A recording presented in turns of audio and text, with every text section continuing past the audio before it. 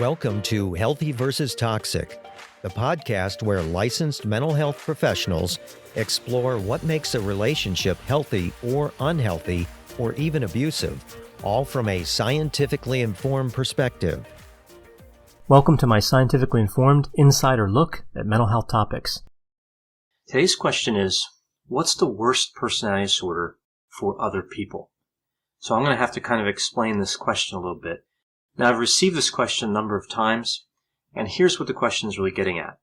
A while back, I did a video titled, What's the Worst Personality Disorder? And of course, I talked about really what are the most symptomatic personality disorders across certain dimensions.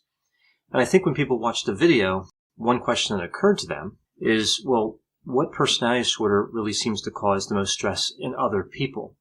So if we use kind of a person A, person B description, person A in this scenario has a personality disorder, and person B is in a relationship of some type with person A, and person B may or may not have a personality disorder. What personality disorder would tend to cause the most distress in person B? So that's what I'm really talking about here. I'm talking about the other person. So this is not looking necessarily at the direct effect of a personality disorder, like on the person that has it, but the effect on others. Now, of course, as I mentioned, the word worst is highly subjective, so I'll be looking at really distress here and the potential for this effect to interfere with functioning. Now, when I looked at the research literature, of course, on this, you're not going to see much on the impact of personality disorders on other people. That's just not something that we see studied. Oftentimes, when looking at psychopathology and counseling treatment and appraisal, we're talking about helping the person who has the personality disorder, and not necessarily helping the friends, relatives, or coworkers of that person. We do see some literature on the romantic partners of individuals with borderline personality disorder, and we see some literature on narcissism as well in terms of how it affects other people. But in general, there's not a lot to go on the research literature. So here I'm really basing this a little bit more on my experience. And the challenge with that, of course, is with comorbidity.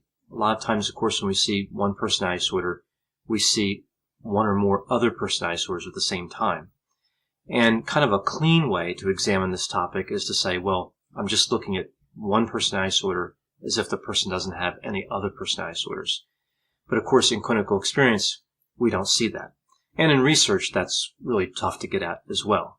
But in research, they can look at, say, 200 people and pick out the 20 or 30 that just have one personality disorder. So really, in an effort here to answer this question, what's the worst personality disorder for other people, I'm looking at the personality disorders that seem to be associated with distress to other people or could potentially interfere with functioning. I'm going to focus just on 3 types of relationships: romantic partners, friends, and coworkers. So that's how I'm going to get at this construct of worst. Again, that's subjective, so in order to make it a little bit more objective, I'm basing it on distress and functioning and looking at 3 different types of relationships. Now, it's important to remember with personality disorders, they do cause pain and distress for the person who has the personality disorder. And again, this tends to be the primary focus of counseling. But sometimes these personality disorders do cause pain and distress for others. And we see this more with some personality disorders and less with others. This exposure to a personality disorder can actually lead to symptoms in some instances, like symptoms of emotional abuse. So it's not just a matter of inconvenience. It's not just a matter of, well, over here is a person with a personality disorder, and I don't want to relate to them because of these personality disorder behaviors. It can actually be a matter of symptoms. So we can't really just dismiss this. We can't forget the people that are affected by the personality disorders indirectly. Now, it's also worth noting here that we can't exaggerate that effect either. I see a lot of this on these channels on YouTube that cover narcissism. They really tend to exaggerate some of the effects of narcissistic personality disorder on other people, like really take it to an extreme, while missing important deleterious aspects of that. So I find it interesting. They tend to focus on the wrong areas and then really exaggerate those areas. So we need to be balanced here. We need to not be dismissive of this effect, but also not to exaggerate it. Another thing to consider here is that person B, in this A-B scenario that I set up, they can have a personality disorder as well. But a lot of times we don't think of this as being caused by person A's personality disorder, if that makes sense. Now, we do see some research that says that individuals with borderline personality disorder, when they have a romantic partner, that romantic partner does have an increased risk of having antisocial personality disorder. But it's not, again, caused by the relationship with the person with borderline personality disorder. Okay, with all these considerations in mind, let's now take a look at the personality disorders. When I talk about the distress, I'll be talking about it at the different levels of relationship, and I'll specify that. And I'm also talking about the distress relative to other personality disorders. So not distress in general, but relative to the personality disorders I'll be discussing here, which will, of course, be all 10. So the 10 personality disorders we see listed in the Diagnostic and Statistical Manual, the DSM, are grouped into 3 clusters. Cluster A, paranoid, schizoid, and schizotypal. Cluster B, antisocial, narcissistic, borderline, histrionic. And cluster C, which is avoidant, dependent, and obsessive-compulsive personality disorder. And that disorder is different than obsessive-compulsive disorder. There are some similarities, but they are different constructs. So cluster A, I'll start there. This is the odd eccentric cluster, and I'll start with paranoid personality disorder. So in terms of romantic partners, I would say that the distress level here would be moderate, because sometimes that other person is not the focus of the paranoid symptoms. Now, we do know with this disorder, there's an increased risk of the individual who has the disorder believing that the romantic partner is being unfaithful. So if that's the case, it's probably going to move that moderate effect to a high effect. But that's not always the case. That's one of the symptom criteria, but that symptom criterion is not always endorsed.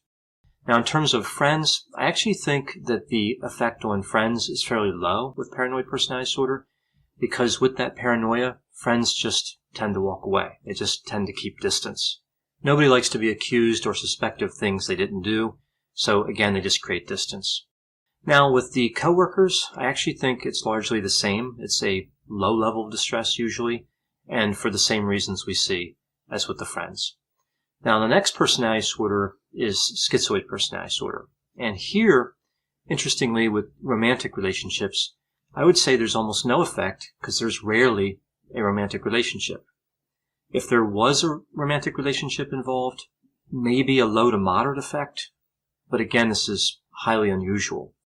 We see kind of the same thing with friends. Individuals with schizoid personality disorder tend not to have friends. They might have a few friends, but even if they do, usually none of those friends are close friends. And coworkers, I would say no effect to a low effect. And this is because individuals with this disorder, they tend to mind their own business and they don't react to criticism or praise. So they kind of just stay out of everyone's way. So I don't really see a lot of distress associated with person B, so to speak, here with schizoid personality disorder. Now, moving to schizotypal, romantic relationships would be a little more common. Here we see kind of odd, magical thinking and other symptoms that really make somebody stand out in a way similar to what we see with schizophrenia, but the symptoms aren't usually that extreme. Well, by definition, they wouldn't be that extreme. So I would say with romantic relationships, there would be a moderate effect because some of those different beliefs and types of thinking would be difficult to cope with. For friends, however, I would say probably fairly low because there's not many behaviors in schizotypal personality disorder that would be strongly destructive in a friendship. And I would say the same thing for coworkers and for the same reasons as we saw with friends. Now moving on to cluster B, this is the dramatic, erratic, and emotional cluster, and the first personality disorder is antisocial personality disorder. Now in terms of romantic relationships, I would actually say the effect on person B here would be moderate to high. And it really depends on the focus of the criminal behavior if person A has criminal behavior. Also, we see different stressors associated with criminal behavior that might be more indirect, like if somebody's in a romantic relationship with somebody who's repeatedly being arrested, that could cause stress on that relationship. Now, if there's manipulation, which oftentimes there is with antisocial personality disorder, I would probably move that moderate to high for person B. And the manipulation we see here is not unlike the manipulation we see with narcissistic personality disorder. Now with friends, I would say probably a moderate effect, but again, it depends on the level of criminality. If they're trying to involve their friends in a criminal conspiracy, then that would certainly be moderate and maybe even high. And really the same thing we see with coworkers. I would say probably more on the high side, especially if we see the criminal behavior, but also if we see a lot of lying and irresponsible behavior and impulsivity at work, that would really distress coworkers. The next cluster B personality disorder is narcissistic personality disorder. And with this disorder, we see a lot of grandiose narcissism. So if somebody is jealous, arrogant, and they tend to be manipulative. And I think when we talk about romantic partners here, I would say the distress is usually high. And that's because mostly of the manipulation, but also because of some of the other characteristics. With friends, I would say it's moderate because it depends on the distance that the friends set. A lot of times when somebody has a sense of entitlement and a grandiose sense of self-importance, individuals are going to create some sort of distance there, and that might lessen the deleterious effect. That exposure effect might decrease. Now with coworkers, we do actually have some research here that indicates maybe what the correct answer would be. And I agree with this research. I'd say that the effect is high, and that's what the research says. And this is because with grandiose narcissism, with narcissistic personality disorder, oftentimes individuals with this disorder can work themselves into higher positions in organizations, like supervisors, directors, vice presidents, even C-level officers. And when they get in these positions, they oftentimes wreak havoc interpersonally because of that manipulation component and because of that grandiosity component. So relative to the other personality disorders, I would say there's a high level of distress here with narcissistic personality disorder. So now moving on to the next cluster B personality disorder, and this is borderline personality disorder. And borderline personality disorder is really the most studied personality disorder in the research literature. It is a disorder of, in a sense, relationships in terms of the way we see it from the outside. Now, in terms of the way it is for the person that has it, I think a lot of it has to do with identity disturbance, which is one of the symptoms, and difficulty managing anger and difficulty navigating relationships. In terms of the way it affects romantic partners, I would say it has a high level of distress, and that's mostly because of certain behaviors like stalking, mood swings, anger, impulsivity, and this love-hate cycle we see with borderline personality disorder, where one moment we can see that the individual with borderline personality disorder idealizes person B, and another moment they devalue them, and there's a lot of anger and hate. So considering the nature of borderline personality disorder, I'm not sure there's really another way to look at this particular level of distress for that other person, for person B. Now with friends, I would say, again, it depends on the distance that that friend sets, but it would be moderate to high, and I would say largely for similar reasons as to what we saw there with romantic partners. Now interestingly though, with coworkers, I have kind of a different opinion based on my experience. I would say that the effect on person B for coworkers would be low and maybe moderate. Oftentimes with borderline personality disorder, again, we see a lot of symptoms in relationships, but not necessarily symptoms at work. So it really depends on if work has a lot of relational components to it or not. So I've actually seen people with borderline personality disorder do very well at work, and then in their personal life with romantic relationships, that's where 90-95% of the pain is experienced. Now the last cluster B personality disorder is histrionic personality disorder. Now in romantic relationships, I think this one is kind of tricky to evaluate for that other person, but I would say moderate to high. And the only reason I would suggest high distress is really something I think could occur on a regular basis is because of the high rate of infidelity. If an individual has histrionic personality disorder, they're at a much greater risk to be unfaithful in a relationship. Now, if that's not a component of a particular presentation, then I would probably go with moderate distress. In terms of friends, I would actually say it's fairly low. Sometimes friends can find histrionic personality disorder difficult to tolerate, but that's usually the extent of the difficulties. And I would say the same thing with coworkers. It's probably a low level of distress, and sometimes individuals with histrionic personality disorder, kind of similar to what we see with borderline personality disorder, are actually relatively successful at work, especially if the work has to do with something creative, a work area that has a lot of imagination involved in it. So now moving on to cluster C, I'll start with avoidant personality disorder. Now this is an interesting personality disorder when it comes to the effect on other people. A lot of the cluster C personality disorders, or really all three of them, in general, I don't think have a high level of distress for the other person, although there are a few categories here where there would be. But with avoidant personality disorder, we see a very low level of infidelity, lower than somebody from the general population.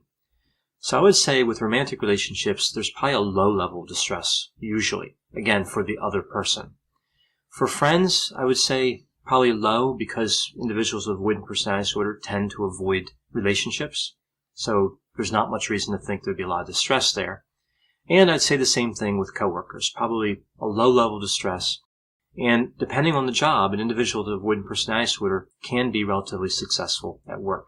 We actually see this for all the cluster C personality disorders. So the next one here is dependent personality disorder. And with romantic relationships, I would say there's probably a moderate effect. Sometimes individuals like someone being dependent on them. Now, that opens up a whole other discussion as to whether that's healthy or not. But if that's the case, there would be a low level of distress. But if they don't like somebody being dependent on them, we're probably looking at a moderate level of distress. In terms of friendship, I would say low level of distress. Again, sometimes somebody who's dependent can be difficult to tolerate for another person, but that would usually be about it.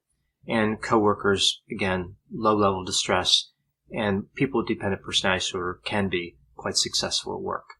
So this brings us to the last personality disorder, obsessive compulsive personality disorder. And there are a lot of interesting theories around this personality disorder. We do believe that it is the most prevalent personality disorder, and if it's not, it's the second most prevalent behind avoidant personality disorder. So this is one that's fairly common, and individuals from the general population would be expected to encounter several individuals with this disorder throughout work and romantic relationships and friendships. With romantic relationships, I would say the effect is moderate because an individual with this disorder tends to focus on work and productivity so much they do neglect romantic relationships. That's actually one of the common reasons I see that people come into therapy to be treated for OCPD. It's because a romantic partner told them that they needed to. They needed to do that to preserve the relationship. Now with friends, I would say it's usually a low effect. People with this disorder don't tend to make a lot of friends. Again, they tend to focus on work. But here's the interesting thing with this disorder in terms of this question. With coworkers, I would actually rate the level of distress as moderate to high. And this is because individuals with OCPD tend to be unhappy with other people's work. They tend to be perfectionistic and want to follow rules and want things to be very organized. And if somebody's not like that, they tend to look down on them and they tend not to like them. So this would lead to, again, a moderate to high level of distress. So that's all 10 personality disorders. So if I were to sum this up in terms of romantic partners, the ones that stand out here would be narcissistic, borderline, and antisocial personality disorders. For friends, it would be similar. And for coworkers, the ones that would stand out would be narcissistic, antisocial, and obsessive compulsive personality disorder. So again, this is highly subjective, and I know there's a lot of different opinions on the effects for the other person when we're talking about personality disorders. As always, I hope you found this description of personality disorders and their effects on other people to be interesting. Thanks for listening. This has been a production of Ars Longa Media. For more content, please visit our website at arslonga.media. To leave feedback or suggestions, send an email to info@arslonga.media. To find more content from Dr. Grande, including a link to his YouTube channel and his other Ars Longa podcasts, visit our website at arslonga.media.